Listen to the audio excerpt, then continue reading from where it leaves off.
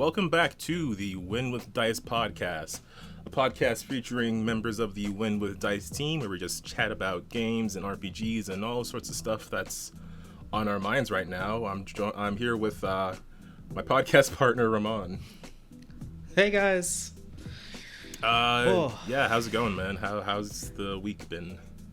Oh, man, I was camping last weekend, and I mean, camping's fun, but it's like I was so happy to come inside after, spending 2 days outside. I'm like kind of soft. Yeah. I don't know if I agree about the fun part. I've only been camping once, and I mean, I guess it was fun hanging out with friends, but I also fell out of a boat, so... Oh yeah, like that stuff always happens to me at camping. Like I rolled my ankle camping on like a hike like on Saturday, and it's just like, oh, it's been. And then I had to like have fun for like 24 hours until I could go home. So I like kind of went through the pain. But yeah, we played a game. It's called Ladder Ball, and essentially you have a ladder on each side, and there's 3 rungs, and each rung is worth different points, and then you toss these like golf balls that are tied to a string, so it's almost like a bola, and you have to get them to stick onto the ladder, and I swear to God, man, it's like so fun. Yeah. It sounds like some ninja stuff.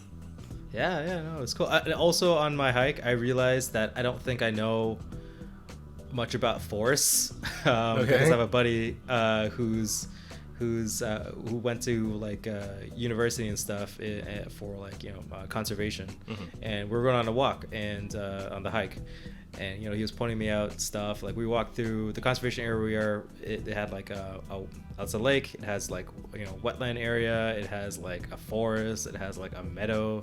He was saying it was really weird that like there was kind of like this half meadow, half forest area right next to the water, and it's like, yeah, it's really weird that this is happening right now, because normally you don't really have like grass growing because there's not enough sunlight coming through. And I was like, oh wait, but this is exactly what I picture every time we play D&D. Oh.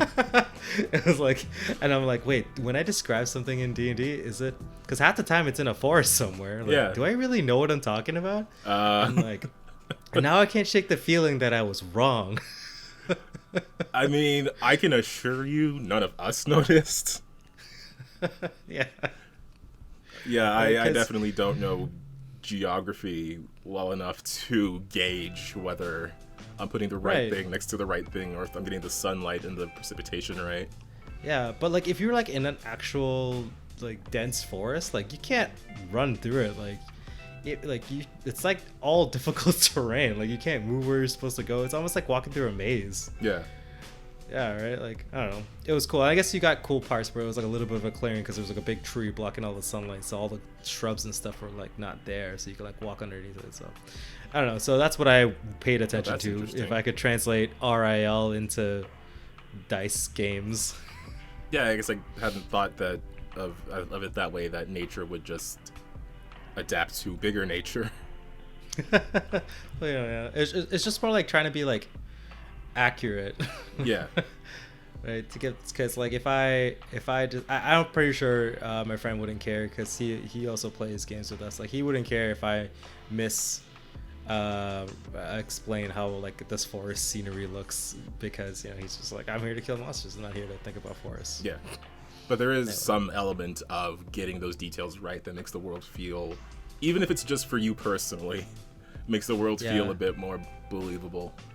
Right, and that's like my issue with like running sci-fi games, because it's like it's like once you start getting like actual physics and like chemistry involved, because you're on that kind of level, it's just like, how do I or like even things of like explaining a planet, right? It's like a planet is way different from like explaining like a local town, right? Because it's like, well, each planet has its own economy and its own rules and its own government. And it's just like, maybe I could pare it down to one place, but if for me to live the dream, I would have to figure it all out. You have to do the entire thing.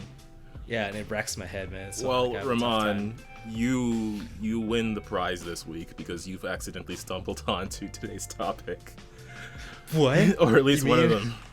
I figured it out. Yes, the topic we mentioned at the end of last episode. Just a brief, like a thought that I was having of just talking about, because we talk about Pathfinder a lot, and we had a whole episode about, well, at least a big chunk of an episode about my first time playing 5e.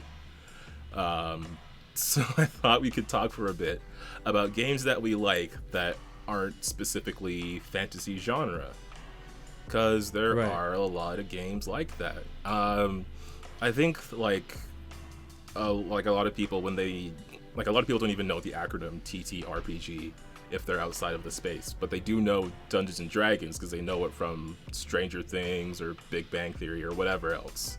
Yeah. Well, it's like Google, right? It's like when you want to Google something, Google's just a search engine. Like, you really just want to search something or pick something up. Yeah. You know what I mean? Like, no one says they want to like Bing something, or they want to ask Jeeves or whatever.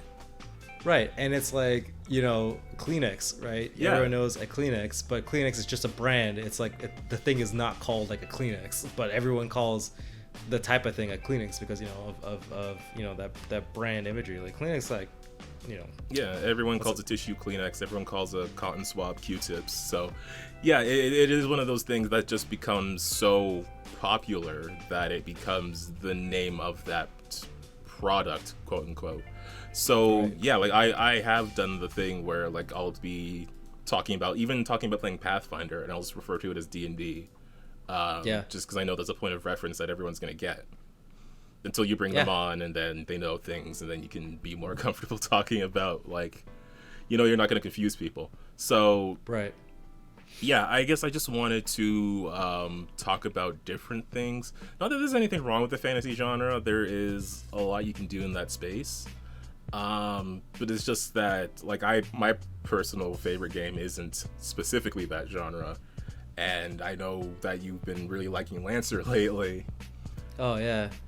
Lancer, the sci-fi mech RPG where you get to pilot robots and shoot missiles and lasers and hack people and magic and stuff. Well, not really magic, it's technology. It's close enough. For the purposes of the game, it's technology. But yeah, sure, let's talk about Lancer, and then I can talk about I was mostly thinking about Mutants and Masterminds as my personal favorite, and then also Starfinder. Shout out to that. Yeah. Well, Starfinder, I think, is more of a setting than a different system altogether, because like everything, like even just like the stats kind of translate over, right? Like all of the things that made you good as an elf or something in Pathfinder, you can still have those abilities and stuff in Starfinder, not really have too much trouble, right? Like, in a way, yeah. Starfinder is more science fantasy than hardcore science fiction, like say Lancer would be, and that's kind of what I do like about it, because as much as I do like the fantasy genre, I like bringing in high-tech elements and aspects as well, and I feel like there's only certain ways you can do that with the fantasy genre. Like, if you want to, I don't know, have like a gun or something, then it has to be a specific flavor of gun. It's got to be like a flintlock or a revolver, or like some sort of steampunk device if you want to bring in like high-tech devices and stuff. You can't just have like a revolver or something, or I don't know, like a AR. Exactly. But in Starfinder, it's like, yeah, I totally have an AR. That actually is a relic. Yeah. Like if you want to just have like a pew pew laser gun, that's like a basic level 1 item. So that is, it's sort of Star Wars in a way. Star Wars, I classify it more as science fantasy than science fiction. Star Trek is science fiction, I would say, but Star Wars, because there's a magical element, quote unquote, that's such a significant part of the lore of that story. I would say that's more of a science fantasy thing, where you have, like, on the one hand, you have these high-tech advanced ships that are going faster than light, and you have these laser weapons and all the pew-pew, red beams, green beams shooting through space. But then you also have a whole crew of people in monk robes using telekinesis on everything, and they have their own like telepathic abilities or whatever else. Yeah, definitely. And so it's like, well, that's why it's like it's not a science fiction story. It's a fantasy story in a vaguely sci-fi setting. Yeah. Right. And that's where I think that Starfinder exists. Yes. Definitely in that Star Wars camp where it's like, you know, all these things happen, but there's also like, you know, I saw a picture of a star in going through some of the Starfinder artwork, and it was just like a dragon, and then there was dragon men with laser guns, and then you know it was just a bunch of soldiers, and I was like, this dragon has a dragon men army. That's pretty dope. Like, and I was like, wait, does that mean that dragons have like ships? Oh man, I gotta tell you about Triaxis.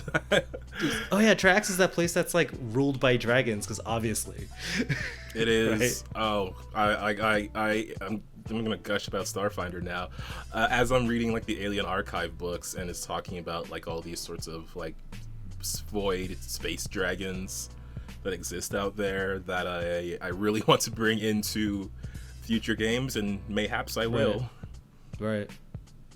Yeah, well, I don't know. I think the idea of having like a shootout, right, in Starfinder is actually kind of exciting. Like my character Kato, like I was like, I like the idea of him just rolling around and choo, like always, you know, tumbling or doing acrobatics with his two pistols, right? Like, and I think it's like a vivid imagination or fantasy I have of the setting. Right, and I like the idea that S is like just like S essentially hits people with a laser club. Yeah, because he's got the Dashko, which is like a plasma axe.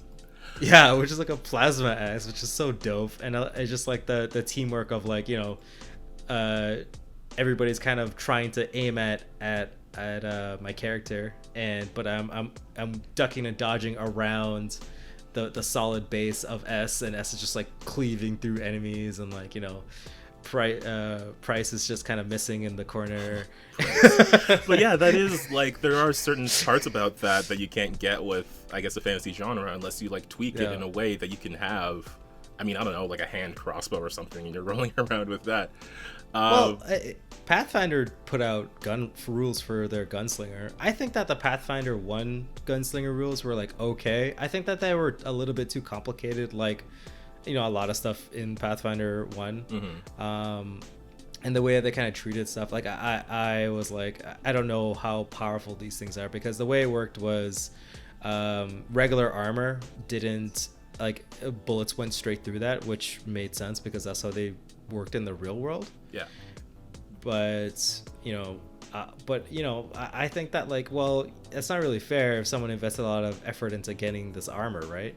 I think that guns should be like, it should be a drawback where it's like they take a long time to load, but like they're a powerful shot. But if you miss the shot, you have a chance to, like, you know, blow up because it's kind of unstable. I like the idea of like flintlock kind of weapons in that fantasy setting. Would I have? Oh, sorry. Go ahead. Oh no, sorry. You just finish your thought. I just had a question. Oh yeah, sorry. I was gonna say, like, would I have everybody have pistols and stuff like that? I don't know. It depends on the where we are in my world or something like that. But like, I like the idea of them being out there, and I think I forget which somebody on Reddit just ported over some rules for guns in Pathfinder to Pathfinder 2, and I agree with the way that they did it. They basically just said, like, okay, so like, I think a hand crossbow does like a D4 damage or something like that. Yeah. A pistol does like a D6, right? Because they're both similar one-handed weapons, but, you know, obviously the pistol would just do more damage because it's a gun, right? Yeah. But then it has reloading one, right? So you have to take an action to reload. I think hand crossbows might be faster. I'm not too sure. But it's an action reload, and if you roll a 1 or a 2, the gun explodes. And I was like, that's perfect for me. Okay. I thought the handguns were sort of made to be like prohibitively expensive. Oh yeah, I mean, yeah, it's like a bullet was like 60 gold pieces, which is like, you can buy like 15 swords with that. Which, okay. Know? Is that like, was that not the balance part there? But I guess that doesn't really come into become a factor when you're in combat. Like, when you're in combat, the price of your items isn't so much a factor, I guess. But I would have thought that's how they would have balanced it out, by saying, like, yeah, your gun can go through armor, but good luck paying for it. No, of course, right? And it means like every bullet counts, but it's also just like after a while, money becomes kind of meaningless in all RPGs because you're like, I am at like 15th billionth level and I get like 100,000 gold pieces or whatever, right? I mean, I guess it depends on the GM, but it's like I think that games like it doesn't even matter. It's like the fantasy you're trying to live. You're just trying to be a pirate gunslinger dude or a wild western guy, and your DM's like, yeah, that sounds like a good idea. He'll just give you the guns and the ammo. Yeah. Like, right? It'll just happen because nobody wants to just, you know, wreck on someone's fantasy like that. And obviously, like, I don't know. I think that if everybody has a chance for guns, then it's fair, I guess. And then combat could just be this crazy kind of shootout, where it's just like you're just kind of like once you're like in an argument with somebody, and then all of a sudden just like a brawl goes out, and all of a sudden everyone's just like shooting people. It's very Western. Yeah, it just kind of popped in my head, and I was like, oh yeah, that's exactly what I would like. I don't think I would put guns into any setting I have currently. Because I think that we would want to have to start off like a campaign or a storyline with them. Mm-hmm. And you know, but you know, that was a thing on my mind since Pathfinder 2 was announced. I was like, how are they gonna do guns? Yeah, I think like for me, I kind of I have it in my world notes that it's sort of I have them around, but they're like a very, very new technology. And right. It's very it's incredibly rare to even see one, much less use one, because they're just they're that new as far as technology right. goes. Right. So they haven't proliferated yet. But that is like something that I do have to be I have to consider it. I have to limit it in certain ways because it needs to fit this fantasy genre. It can't be too advanced, otherwise it feels like alien to the genre. Yeah, definitely. But that's why I like space stuff. Yeah, I don't know. I've been kind of I've had this kind of thing on my mind because I've been wanting to get back into. I'm waiting to see if there's some sort of HD re-release of the Mass Effect trilogy, because I hadn't played 2 and 3. I only played the first one, but it's been on my mind as something that I want to play. But now that I have a new computer to play games on. That was on my list of things to get, but then I'm hearing rumors of this re-release, so okay, let me hold on.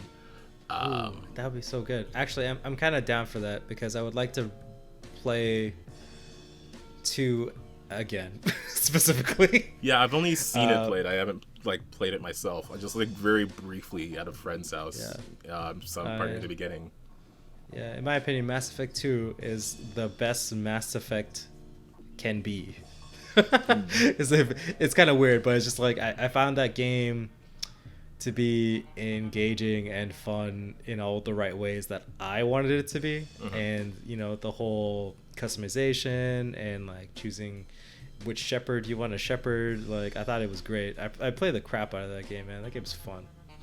Yeah, I'm just thinking about because I've been listening to the soundtrack of the first one a lot, right. And one of my favorite parts of that track, probably not everyone's favorite. It's very I don't know if it's forgettable compared to everything else, but it's the Presidium ones, the ones that they have this sense of wonder and discovery about them, and right. That's something I feel like you can really capture very well in the sci-fi genre as you as a character are exploring a new space. And I mean, I guess you can do this in a fantasy thing, but I just imagine in a sci-fi genre where you're meeting all these different alien races, you're just walking through a space, or you're going to some seedy bar, and instead of seeing variations of humanoid there, you're seeing creatures of all sorts of different shape and size and customization and configuration. And I think that it's like the oh gosh, I'm blanking. It's like in the A New Hope Star Wars, the cantina. Oh yeah, the cantina on Tatooine. Yeah, where you meet Han Solo.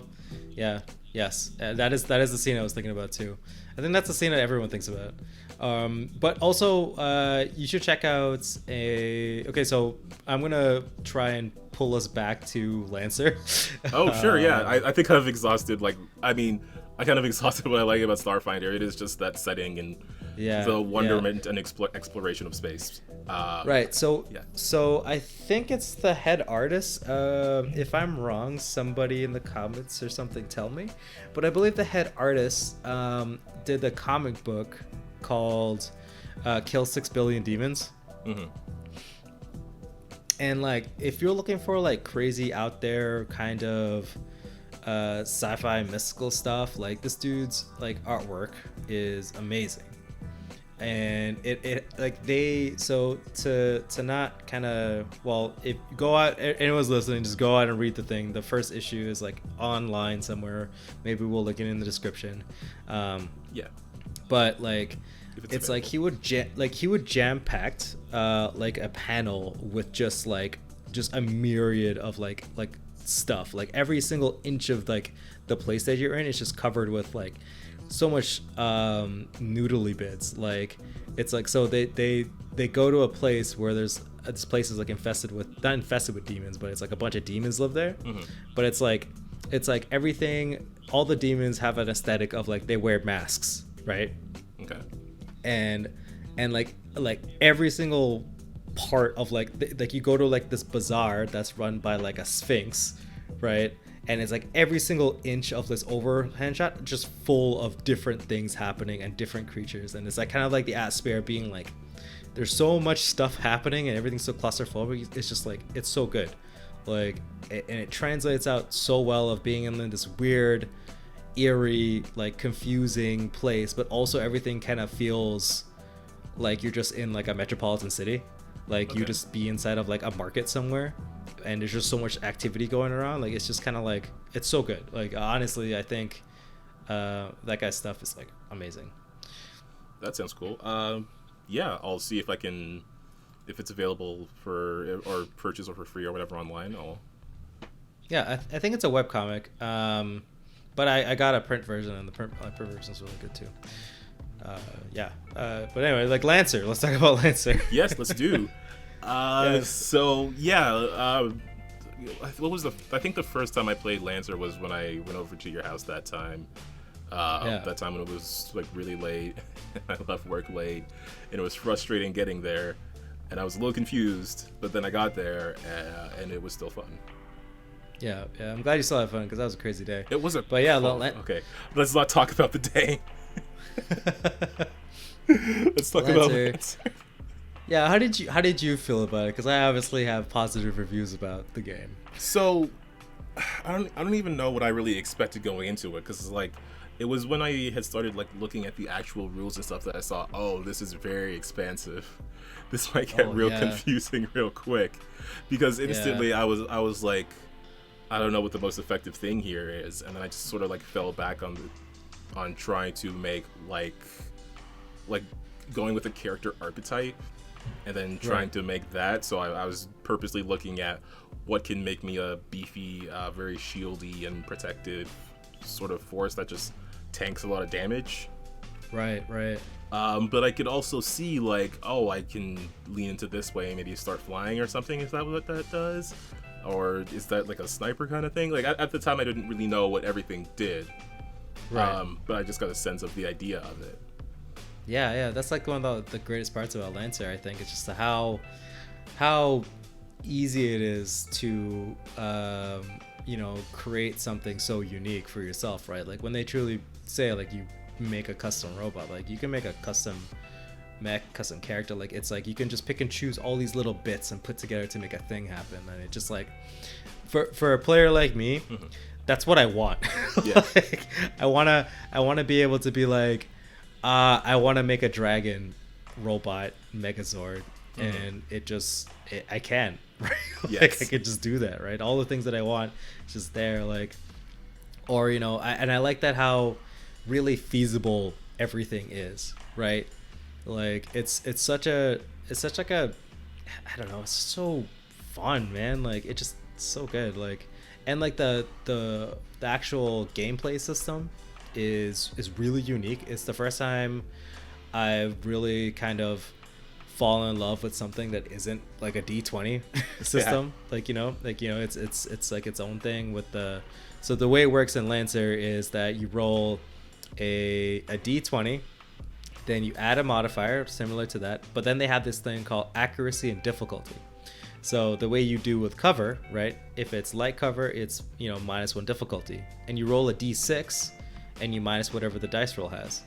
So if anything gives you more difficulties, so, and that's kind of like how the game works, if anything gives you more difficulties, they all stack together to like a maximum of 6 difficulty. But the cool thing is that it's just that whatever the amount of d6s you roll, that's the modifier. The highest one is the modifier that you add on to the roll. And like, I think that's such a crazy good system to just kind of like on the fly simulate something that's like happening. So you could be like, oh man, I'm falling, like a rock slide happened, I'm falling through the rock slide, and you know, I want to shoot my grappling hook to attack the thing, but okay, you're still being shot at, so that's, you know, -1 difficulty. Rock slide, -1 difficulty, but I have like, you know, +5 skill into it, maybe I'll make the roll or whatever, right? And then like the DC of Lancer, it's just basically like, if it's like a base check is, did you roll above 10? Cool. Like, yeah, that's actually right? Like with you describing it out loud again, I'm actually thinking of, that's really good. That's a really interesting way to like on the fly add bonuses or flaws onto a certain roll, or it's sort of like how advantage and disadvantage works, where you can very quickly add like a situational thing to say, oh, you get advantage on this or you get disadvantage on this, and then you have a very simple system of improving your roll, but it's very limited because there's not very many directions you can go with it. It's either like positive, negative, or neutral as far as advantage goes. Right. But with something like that, where you don't necessarily, you just have more chances to roll a larger deficit to your roll, or a larger bonus to your roll, and then you can have up to a certain number of those. And I'm not sure you'll end up in a situation where you have like 6 negative things going on, depending on how much you'll be assailed by whatever's going on around you. But I do quite like that as a way to on the fly say this situation is getting more and more difficult, so roll more and more of these, and give you more chance to have an issue or to improve. Yeah, and like the language that they give you is it's like, so it's like, you know, it's normal, it's a regular roll, or like, oh man, this is going to be risky, which means it's like, you know, you have to roll either you critical the roll, which means you have to roll above a 20, right, and suffer no negative consequences, or you roll above a 10 and suffer negative consequences. So like, it gives you like the language to be like, you're able to fail forward if you choose to do this, but it's gonna cost you. It's like, you know, it's just so good.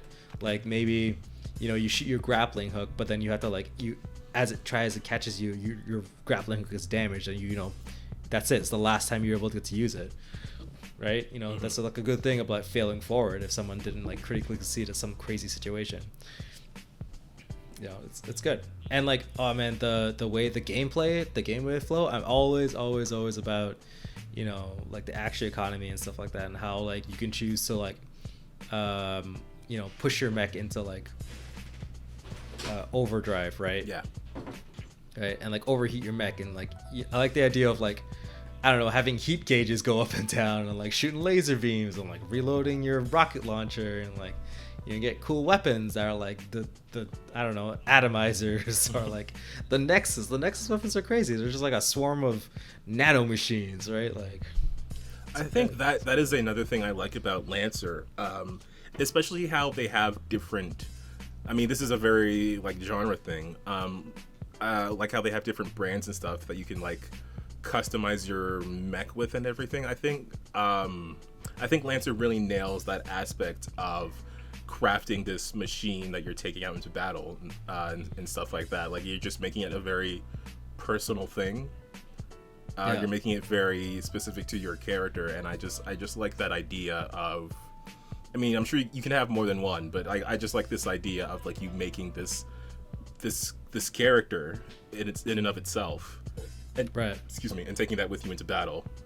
Yeah, and like the way that I think they separate, I guess like the narrative portion, because when you're like, you know, a lot of times it's like the mech combat stuff is like, you know, on the grid, like you're going back and forth taking turns, but the narrative stuff is so much more fluid. Like, it's like if you're in a negotiations with like an arms dealer or something like that, you get to choose your triggers, right? Triggers are, I think, is a cool mechanic where you just say like, okay, so the way it works is that the DM kind of puts a situation up.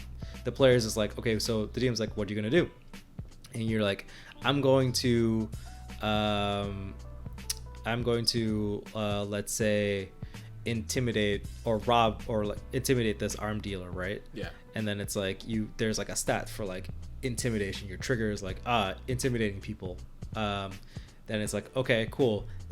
But because this arm dealer is so widely known and so important, he was like, okay, well, you can try to do that, but it's going to be risky because if you fail, like, yeah, you might get a better price, but then, you know, you're going to have a mark on your head or whatever, right, afterwards. Yeah. So and then it's like at that point, as soon as like you tell the player the consequences, is like they have to roll.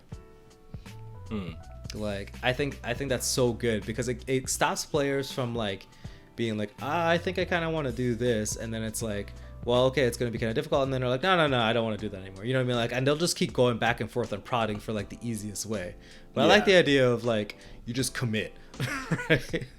Like you commit and you trust that the DM's not going to get you killed. Yeah, you gotta. I that is an interesting point. This might be a bit of an aside, but just letting players know the consequences of failure. Do you think that dissuades them from making certain choices? Because, like, for me, I don't mind letting people know that, hey, if you do this, there's going to be significant consequences. That's not me telling you no. That's me letting you know so you don't walk into this thinking I'm pulling the rug out from under you. Hey, man, I think that it's a good thing. People should know. Like, well, so I think people should know, but it's like I think that there should be a conversation back and forth a little bit. Mm-hmm. But it's like once you kind of like, but that's why I like Lancer. It's just like you're trying to like play your character a little bit more authentically, right? It's like your character might not know like that doesn't. It's not you. It's like a person. Like you play, I don't know, a really, really smart intellectual character, right? But you yourself probably, you know, that you might not be that smart or intellectual, but it's like, you know, you try and like play them to the best there is, and I like the fact that you just commit. In Lancer, like you just like you have a point of no return. Yeah, and it's like I rather break down that whole thing where it's like, oh man, it's the us versus the DM. Because I find that happens a lot where it's like, oh man, the DM's just gonna try and screw us, and it's like, no, I like your characters, I just want to make this interesting, right? It's like I just you know, that's what I want, and it breaks down to being like, you have to be the one that tells me what to do, and I get to tell you how difficult it kind of is in the scenario, right? It's not like me calling for a role. He's just like, you just go about your business or whatever, and then I'm like, okay, well, you know what, you're gonna have to. Like there's gonna need to be a role to see if you can succeed or not, and you tell me how you navigate those things, right? Mm-hmm. I think again that's just another benefit of us having been fortunate enough to mostly be playing these games with people we know and people we're friends with, because I'm thinking about that whole DM versus the player thing, and it's never really been like an issue for us, but I do know there are people out there who like go looking for groups online, or they go to their local friendly game store and they just end up in these situations where they have a DM or a player like that, which I mean, I don't know how to deal with that. I don't know, just find somebody else to play with, because man, that guy's a wang rod. Yeah, basically. Yeah, well, you obviously would bring it up to them and be like, hey man, I think you're just being a little bit too far, we're all just trying to, you know, play this dumb tabletop game together, and they're like, oh well, you know, it's not my problem. Then you just forget those people. Like, you don't want those people anywhere near your life. Yeah, I mean, no game is better than bad game. Yeah, yeah, for sure, man. Yeah. I don't know. I just we're very lucky people. But yeah, Lancer. We can keep gushing about that. I don't know. I think Lancer. I like how well it nails what it is. I like how it nails being a mech game. Because there's other. It feels like you're piloting the thing. I just like the hull point system too, where it's like your mech takes damage and you're like, you could feel like your frame is being destroyed and like gouges blowing at you, but you're still fighting it out because, you know, you're not just like a living thing. Yeah, exactly. Like, it's not just like something bolted onto another system, because there is stuff like that. I think Starfinder even has something like that, where you can fight within like this mech or whatever, but it's not something bolted onto another system. It's built from the ground up to be this thing where you choose the parts that go on your machine, and that's like half of your character. More than half even. Yeah, definitely. It's great, man. And I like that there's so many ways to deal with stuff that isn't just like you hit it with a stick. Like, like you can like hack somebody, you can like overheat them, like you can just like grapple them and like chain them to the ground, like you can like mobilize them. Like, oh man, it's so good. Like, and you know, just the sheer variety of parts and systems and weapons and like frames and everything is always, you can match anything you want. Like, it's so good. Every time I think about it, I'm just like, this game is so good. I can't put it into words. I wish more people knew about it and ran it so I can play in it. Maybe you'll have to find a group online. Yeah, maybe I should. Yeah, maybe. But it's just like, I'm since I like it so much, I'm relegated to DMing it, which I don't mind. It's perfectly okay game to DM, but it's just like, I like hate pulling up stories in the game because I want to figure out how every noodly part of the world works. So I can't just like throw something in there. But you know, I'm starting to work around it and figure out my own kind of storyline to go into it. It is a gift and a curse to have that one game you really like, and then to be the forever DM for it. Yeah, definitely. Which brings me to Mutants and Masterminds, but yeah. Well... No, I mean, you can keep going about Lancer. No, go ahead. Let's talk about Mutants and Masterminds is also like another non-D20. I mean, it uses a D20, but it's not like an official D20 system. But yeah, Mutants and Masterminds, that has been something I've been immersed with for a while now. It was one of the first RPGs actually that I ever played. Definitely the first campaign I ever played. Oh really? Wow. Okay. Because I was in the RPG club in college, and we had done some like smaller things, some one shots. I did have the first game I played was actually Pathfinder, and I had this archer. His name was Lermos, and he had a mirror that always gave him compliments, and he was a real a-hole, but I liked him.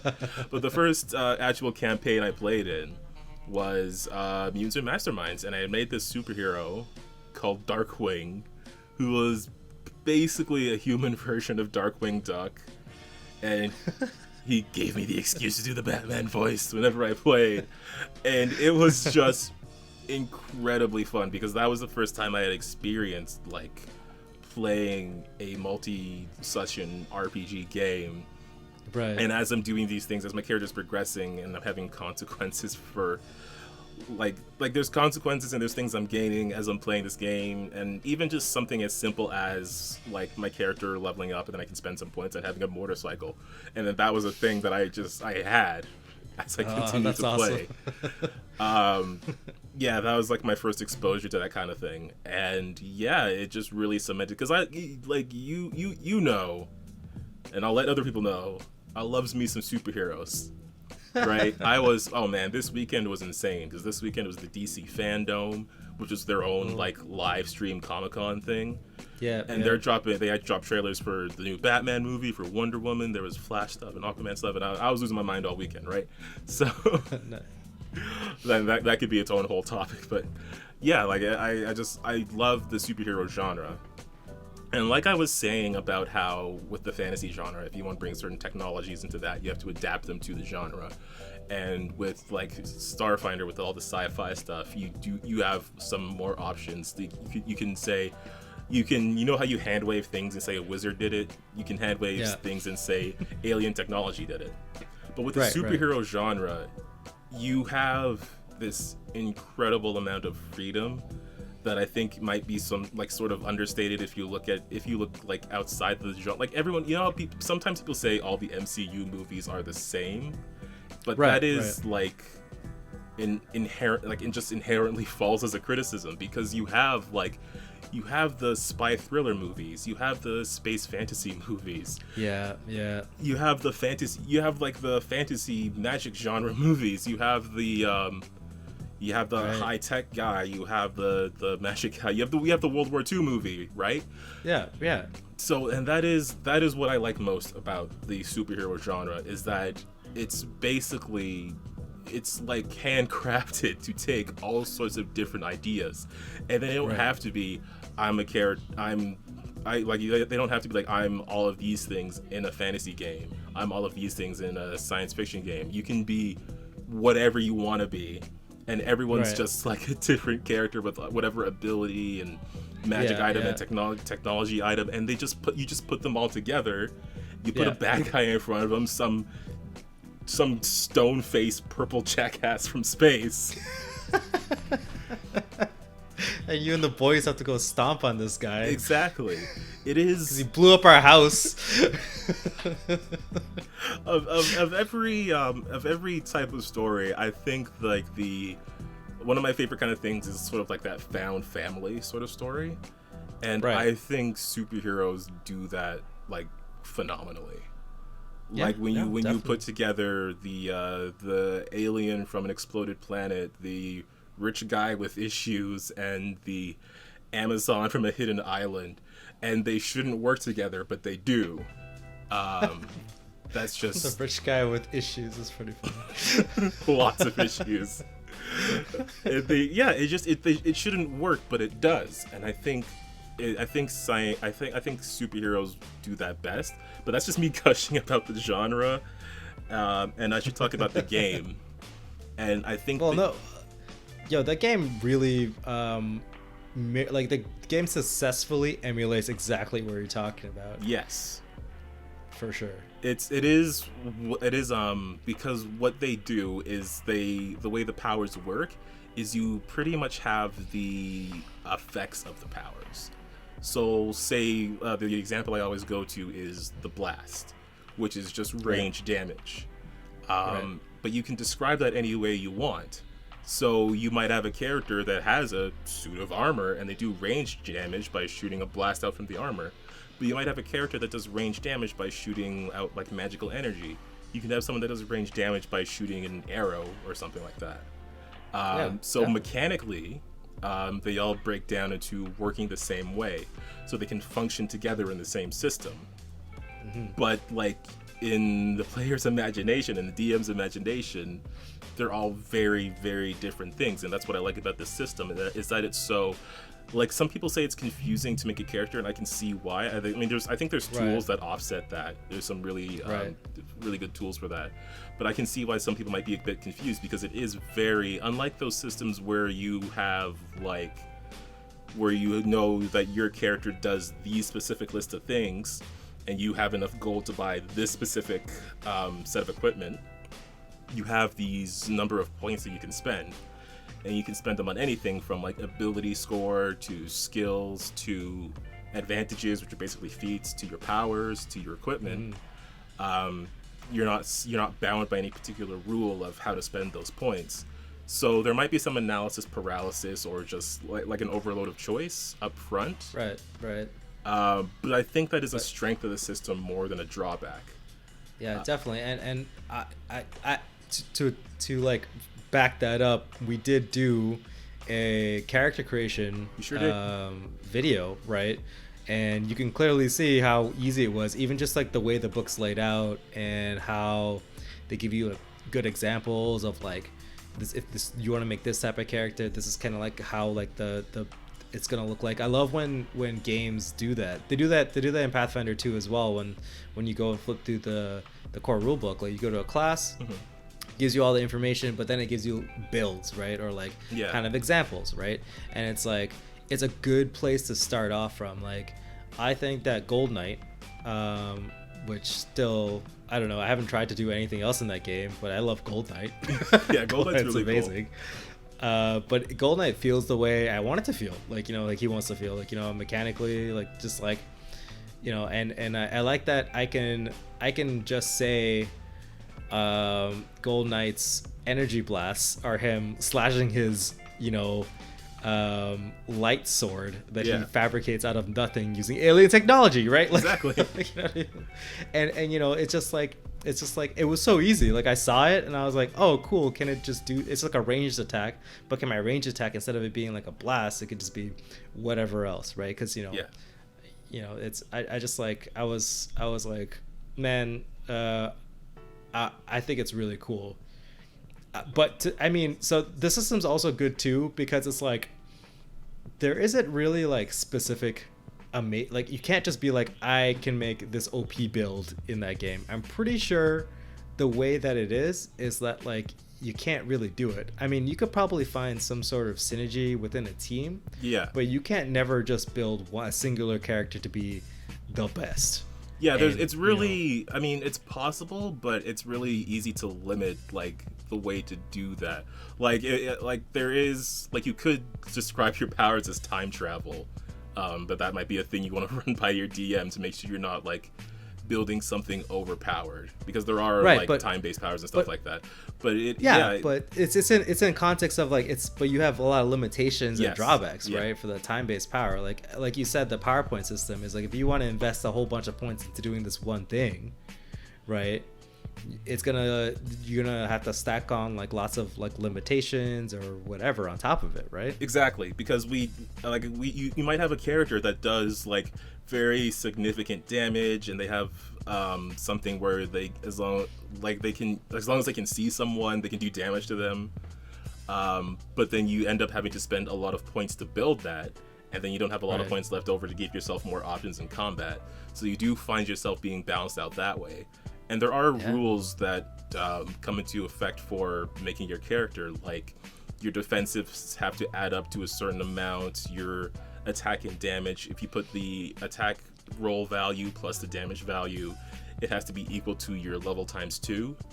And that actually does make it really easy to sort of arbitrate things like attack and damage on the fly, because I know, like, if I give the attack this number and the damage this number, I know what they have to add up to.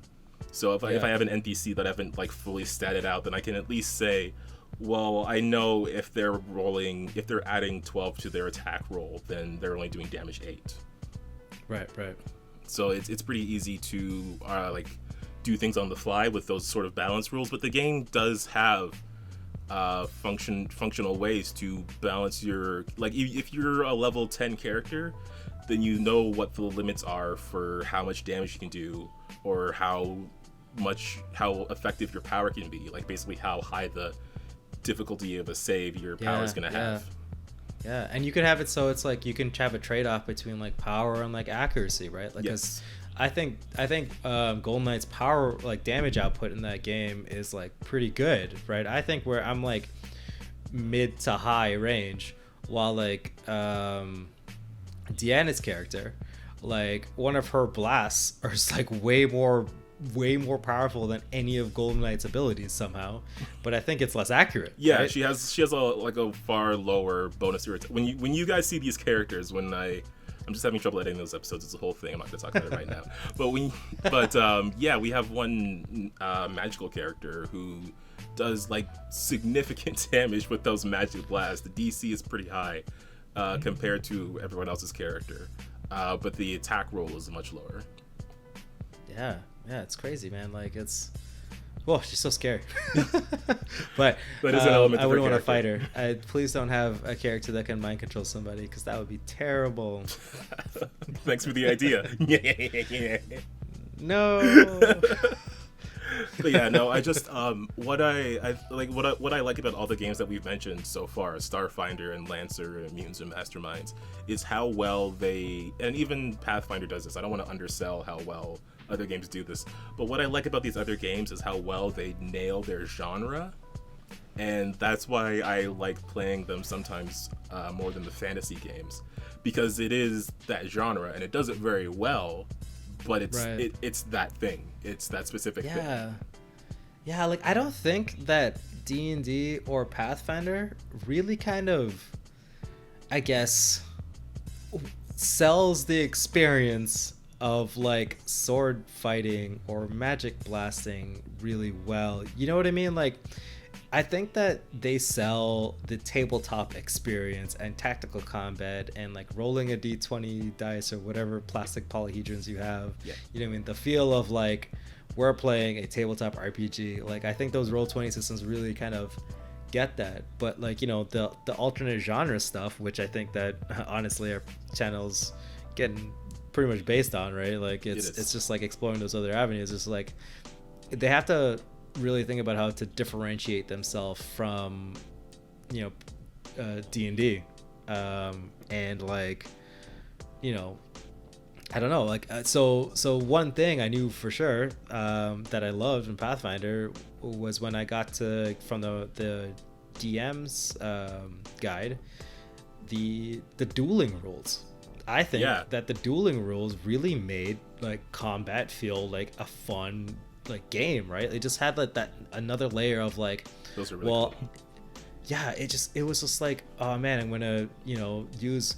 I was like, oh, what did you roll for your thing? And then you try to make a strike. Should we describe them actually? Like, because I'm just, now that you've brought them up, I'm thinking again about how you used them in that last session, and they are really cool. So maybe we should stop and describe dueling. Oh, yeah. So dueling is in Pathfinder is it's basically just one-on-one character fighting, and then essentially in Pathfinder, you know, you normally roll perception for your initiative.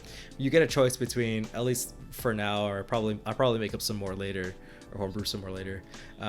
It's like perception, deception, and I think one was intimidate. Yeah, all the charisma skills. Yeah, all the charisma skills. Right? Well, the two.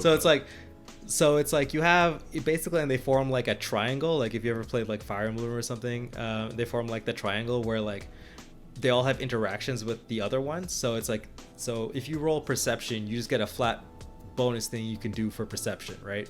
But then if somebody rolls intimidate, right, for their reaction, and you get to have special as their initiative, you have a special reaction against their intimidate where you get a bonus and they get a detriment. But if the other player rolls like deception for their initiative, they have a reaction to your attack roll, and it's always just like sidestep, make them re-roll a hit, right? So if someone scores a critical hit, now you're like, nah, I actually rolled deception, I use my reaction, you have to re-roll at a negative, and then if you use perception, you have to re-roll at a negative.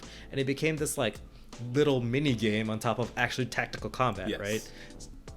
It's so good. And it just feels like if you have a different fighting style, like let's say like Macy's really good at intimidating, while like Rex is so good at deception, right? So it's like, you know, you're intimidating Rex with your big wild swings while he's you know, making you overswing with his deception because he's like, you know, sidestepping your attacks or like feinting and stuff like that, right? So just add that like cool little mechanic back and forth from just like, okay, I go first, I roll all my hits, you go first, you roll all your hits. Yeah. Right? Yeah. I might have to rip that system off for another thing, because it just, I think we've gone on a tangent. I don't know if we were going to talk about dueling this much, but I really liked how it worked, because in that one session, it was my character against her brother, and it was a very significant confrontation. But instead of it just being like attacks on each turn, there was a element of strategy to it. There was a way to change things up. And then it was like, and then we exchange quips after every blow, like, or it's just like, and it's just like, you know, you would go and like, I use perception to it, and you attack or whatever, but then I'm like, well, I rolled deception, so I use my reaction sidestep to you, and I was like, haha, Macy, so predictable, right? Like, it's just like, as we're playing these rock paper scissors games in each round, it was really good for one-on-one combat. Oh man, it's so good. But could you imagine like a whole system of just like one-on-one combat like that? Like, it'd be so fun. But then it's like, you don't go to that game to have one-on-one combat, right? You go to that game so you can solve a problem as a party and have that we brought the team together kind of experience, right? But yeah, I mean, that is what I liked about it though, because that whole team thing doesn't necessarily work in a, well, I mean, it doesn't work as well as these rules did in a 1v1 situation. Yeah. So I would think of it, so you would have to like pare down all of the roles for initiative down to bad guys and good guys, right? Yeah. So one person would have to roll because they're like the commander on the team, and depending on what they roll and the other person rolls, like there's some, you know, benefits towards it, right? So if a team is being led by a rogue, then if the rogue rolls deception or stealth for their stealth, they get like an ambush bonus. But then like if somebody rolls like, you know, perception or intimidate or something, you get like a perception or intimidate bonus to like the whole party. And then you guys go back and forth, right? So it would have to be something like that. And, you know, it might spice up your game a lot than the normal stuff, but I don't know, it's a thought experiment. It definitely spices up the 1v1 stuff. So yeah, definitely. I think maybe I'll like rip that off for Mutants and Masterminds at some point. In case that happens. It'd be great because I think you roll initiative once, right? Yeah. So I mean, I don't know. I might take that in case one of you guys ever ends up facing your own specific villain nemesis or whatever alone. We're just in the mirror dimension. We're fighting mirror people. Don't spoil my mirror dimension. My total canon mirror dimension I came up right now. Oh, I got no. I was gonna say something, but I'm not gonna say it. I got something for you. I'll leave it at that. Listen, man, Gold Knight never backs down from a challenge. Oh, good. And he'll always come out on top. He's Gold Knight, the greatest superhero ever. Gold Knight's gonna piss off the wrong person one day. I don't know, maybe, but he hasn't done it yet, and he's gone through most fights without getting too wrecked up, so he's still pretty confident in himself. Yeah. I don't know. Is there any other games we've missed so far? I think I've covered pretty much the two main ones that I have most experience with. Yeah, same as well. I don't think because we DM a lot, it's hard to find time to play other games. I mean, it's hard for me to find time to think about running Lancer. Yeah. Because it's like, I feel like if I wanted to go run Lancer or if I wanted to go play in a bunch of games with Lancer, I feel like that's kind of taken away from, you know, my time into completing the story for, you know, Ineon or the Pirates game. Yeah. Or anything like that, right? Yeah, fair. So like I keep saying I'm gonna learn the Fate system, but then I'm like, if I take my time at this moment to learn Fate, then I'm not spending time doing world building for something else or preparing a session for another group. Yeah. So I don't know. It's hard to like make that time commitment of just learning something instead of actively producing something. Right. And I kind of always tell myself, okay, once I finish, because I don't think I've ever finished running a campaign. Like things just get dissolved or I get burnt out and I move on to something else and I start over again. But like I really, really want to take you guys over the finish line. And then after that, I am free to play giant robots. Yeah, you just gotta put like I don't know. There's got to be some sort of singular goal, and then once you reach that, then you just pull back and say, okay, now we're doing something else. But it's crazy because it's like I keep thinking to myself, it's like, Ramon, you're the DM, you could just end it. Like you could just do it. But then it's like, no, but I set up all these stories. I know I have to put up all these stories, I pull these bad guys in front of you, met so many people, there's all these mysteries, like you guys have to know them all.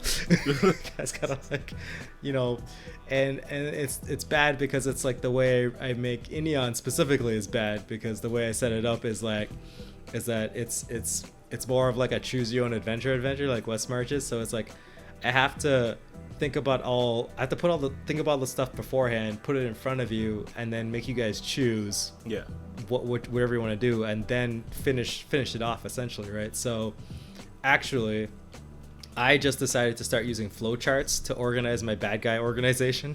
That's a good idea. Right? And it's like I start mapping everything out because, you know, I have all these different bad guys working together and what they're doing and stuff, and I'm like, it's like all over the place. Because I need to figure out if whoever you choose to like start with, right, whichever end of this mess you want to start picking out at, they have to start leading into, you know, yeah, right. You got to start reading into the rest of it. I mean, you probably won't go through all of the guys, but I need to give you enough options, enough plot threads, so you guys can work your way to like the center of the evil organization and beat the bad guy. So Yeah. And I gotta go do that. I'm also waiting on Matt Colville to produce his goddamn book of Kingdom of Warfare so I can use it. So, I think I saw him tweeting about that the other day. I was like, yeah, where are yeah, these yeah. charts? I'll wait and see what Ramon says. Yeah, well, I haven't seen that. I should really get back onto Twitter, but I just watch him on Twitch and on YouTube mostly. But I should probably check out his stuff. Twitter is the but big yeah, special. no, I need it. I think I need it to complete the campaign, which is, I think it's kind of crazy for me to say, but COVID's happening, so I don't think that we'll actually get to anywhere significant this year because we all can't meet up. Yeah. And I mean, yeah, we both I think maybe we both like in person more than internet games. I mean, they both have their. Maybe that should be a topic for next time. Actually, playing in person versus playing online. That could be a whole thing. The short note thing is like I like that it's there, but I find that it's way easier to DM in person, I think, than it is online. It may be because I'm new at it, but I just in general I find that it's just better. There is the benefit of tools, but yeah, I don't want to start that discussion right now, because that could be a whole episode unto itself, and we're coming in at an hour now. Yeah. I did also. I don't know. I had a thing about maybe talking about NPCs for a bit. Yeah. Okay. Sure. If you want to pad out this episode more. Just I don't know, another 15 minutes or so. Okay. But yeah, it was just a random thought that I had because I was watching some old clips of Critical Role, and there was one particular moment where I don't want to describe it too much because I don't want to spoil anything. But basically, the players were up against a significant boss monster that had very major story significance. And they were partnered with an NPC at the time. And they had got to a point where one player had done the boss was on its last legs, and one player had done major damage to it, 20 to 30 damage, somewhere in that range, maybe more. Yeah. And you could see Matt was doing the math, and the thing was barely standing. It was at I think he might have mentioned afterwards it was at 2 hit points or whatever. Right. But then it goes on to the next turn, of course, and it's the NPC's turn. And then the NPC, of course, is going to roll its attack because there's nothing else to do. There was nothing else to attack at that point. But you could tell, and all the players could tell, and it was just very obvious. He didn't want the NPC to land the killing blow instead of the players. Right. But that, from the moment he made the attack roll, and when he rolled the damage, it was the players immediately caught on. And of course, he has the phrase, "How do you want to do this?" where he lets the players describe how they land their final attack on the boss. So then he ended up saying, "How do I want to do this?" as he's describing how the NPC lands the final blow on this boss. And at the time, everyone was still cheering because just because of the history that NPC had with the boss character and the history the players had with that boss character, it was still a very significant story moment. Just because of the effect that boss character had on that NPC, and the fact that they were fighting alongside the players. Without saying too much, it was a big deal that all of that was happening. So that NPC landed the final blow, it was still a great moment in the game. But it got me thinking about having NPCs in the party, and just in general. And when you get to the points where just the dice dictated that the NPC has done something significant in comparison to the heroes, and how you deal with that moment, because I did have a moment like that where an NPC was going to deal the final blow to a boss character, but it wasn't even a boss character, it was just something in an encounter. I don't know, the fight kind of exploded a bit more than I thought it would, and I didn't want to have the NPC land the final blow because I thought that wouldn't feel as rewarding. This was before I saw that episode. So I don't know, but I don't know if that would have changed things. But I don't know. To me, that wouldn't have felt as rewarding. But again, like this was a situation where there wasn't some relationship between the NPC and the things that were attacking. It was just sort of an encounter that kind of snowballed. So I don't know if you have a similar situation to that, because I'm trying to think of like what I would do differently in that situation. Oh man, I do it all the time. Like if something had 2 HP left, it's dead. Right? Like especially if you took something that was, I don't know, like 100 HP down to 2 HP or something like that, or maybe not that much, because then it might be significant in the fight, or at least where we're the level of play we're at right now. But usually if something has 1 or 2 HP, I just say like, yeah, it's dead. Like I do the math and it's pretty much dead. You got it. Because like I feel like it would be, unless it has some sort of story significance, or I feel like, you know, this party member has like, well, I think like they're coming up next, and I'm like, I think they haven't had a chance to shine yet, so I'll let them have the chance to shine, right? Yeah. Like I'll just let it go through to the next turn. But to me, I think it's just wasting time. Fair enough. That's fair. Like, I actually didn't even think of it that way. Yeah, it's just like I only have like, you know, 4 hours to play this game with my friends. I want to squeeze every inch of juice out of that thing. Yeah. Okay. Right. I hadn't thought of it time-wise. Yeah, but also on top of having NPCs in the party, I like them a lot because you get to talk to the characters that aren't like, and like interact with them in combat. That's not like a bad guy. You know what I mean? Like I feel like a lot of my bad guys have a lot of energy and like flavor and like character, but I never get to show that off in combat too much, because usually you're in the middle of it, right? Trying to run like, 5 demons and a horse. It's like, you know, oh God, what is the horse gonna do? He neighs, right? But you know, it's like you try, and you're trying to get, you know, trying to be tactical. You're trying not to kill everybody. You're trying to still be cool. Like it's hard to kind of give across or to project that character that you want. So I like having like NPCs in the party that are on the player side, so they can just like, you know, talk to the players, right? Yeah. Give their input in the situation and, you know, help out. I always like to position my NPCs like assisting roles. So I really like the follower system that I ripped off from Matt Koval and put into our Pathfinder game, because like Suki is great. Suki's like basically just like another couple of attacks and HP, right? Yeah. Right. But I like the fact that Suki first has a really strong relationship to at least you, right? And it's like whenever you're like, no matter what, even if Suki did the final blow on an enemy, you as Macy would feel proud of that because of your connection. I for sure would. Right. You would, right? Or anybody like it gives like some like it basically just rewarding you the time invested in, right? So like if one of Joel's NPCs like followers, like if Hilda, like, although I don't think Hilda actually has any damaging stuff, but Hilda punched the guy out, you know, Rix will give her a thumbs up, right? Like, yeah. You know, it just feels like I think NPCs, either one, you need to have a strong connection with the party, or you have to just put the time in with the NPC, or the party needs to put the time with the NPC so they feel rewarded when they finally get the thing, even if it's like, not really of a story thing. Like you're just like, oh, I hired this town guard. Like, okay, so one time, yeah, I remember in like one of the first, not the first, but like, I think it is actually the first campaign I played with my group in Waterloo.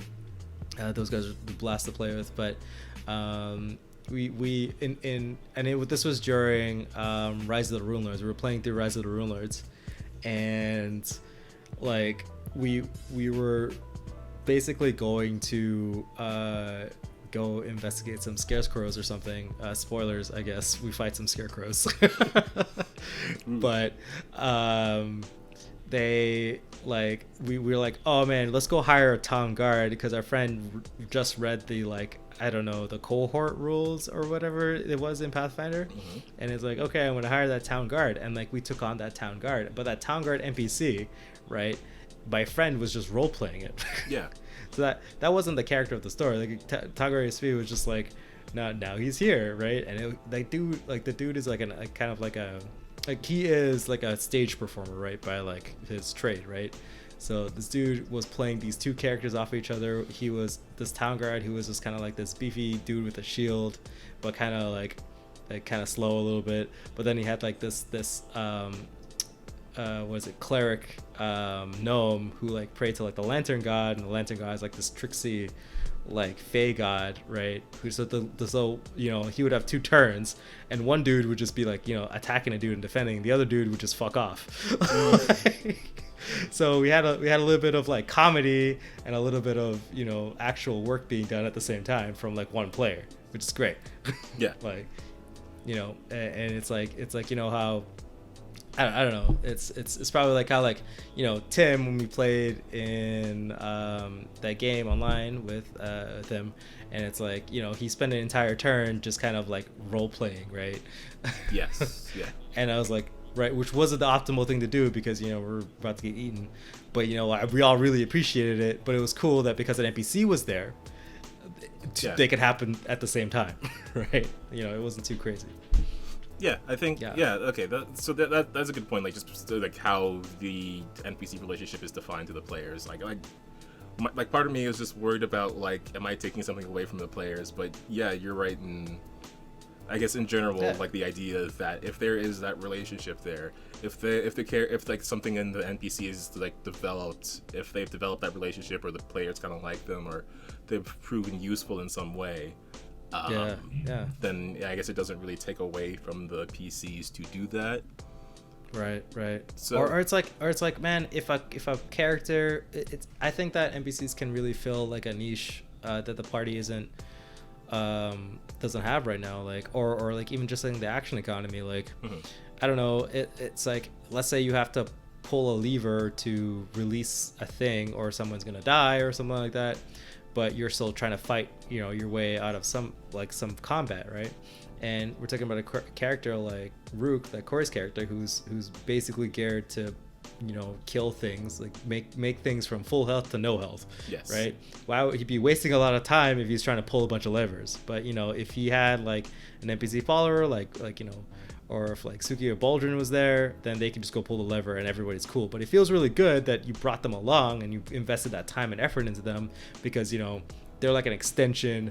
Like, you play your character, but you're also like have an extension of like that NPC, right? I like giving players NPCs, and it's like, these are yours. Even like Quinn, right? Quinn technically is not your follower, but Quinn is Macy's NPC because Quinn's so tied to Macy, right? Yeah, Quinn was there because of Macy. Exactly, right? So anytime Quinn does anything cool, I think Macy as a character feels really good about the relationship they build, right? Mm-hmm. It's like the same way how, you know, people in the party, it's like, if a party member does something cool, right, you feel good about it because it's like, oh man, we're so cool, right? Okay, yeah. That's actually a super fair point. And the NPC is at that moment part of the party, so. Yeah, exactly.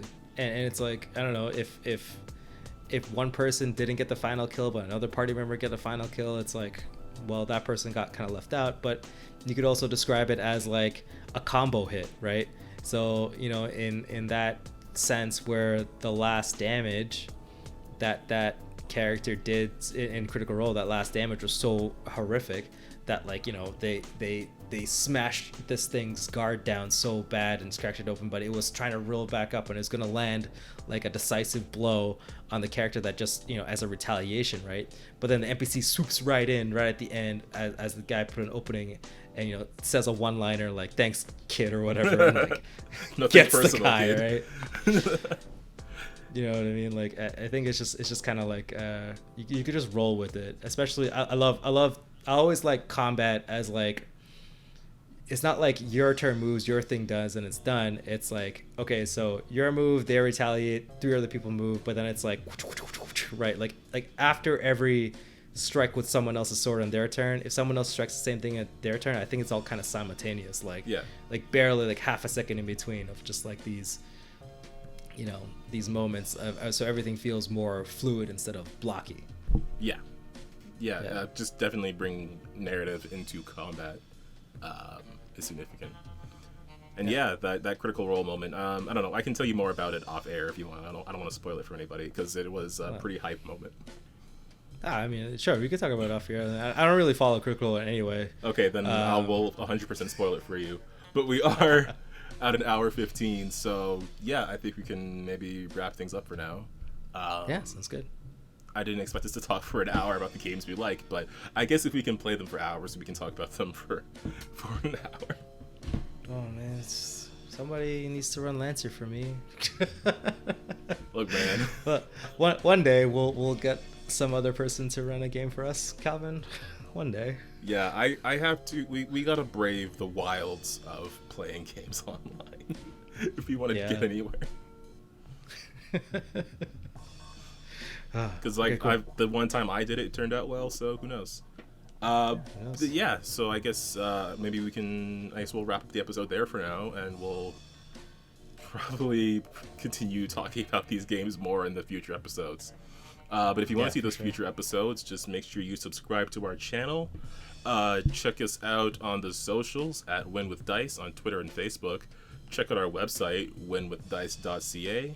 There you can go to check out our characters, our art, our thumbnails. You get a better look at them because they're really good. Ramon's been doing the thumbnails for the podcast episodes, and every week I just shoot it. Every week I just shoot it to you because I know you're gonna do something I would not have thought of, and then I'll see it and I'll be like, that's perfect. You'll add some meme or some image in there that I'll be like, I would not have thought of that. That's pretty funny. Well, I'm glad you appreciate it. I mean, like, I troll the internet a lot for stuff to put in the thumbnails. It's always, every week, it's always like, oh, crap, what the hell am I going to do this week? Well, I do appreciate it, because, like, my thumbnails are always very, I guess, utilitarian. Like, I know, like, I want to parse information in the thumbnail, but you make them fun, so keep doing that. Yeah, give us a like if you like the thumbnails. Please because do. Your boy works kind of hard on them. Give us some likes for those thumbnails and drop some likes in the videos.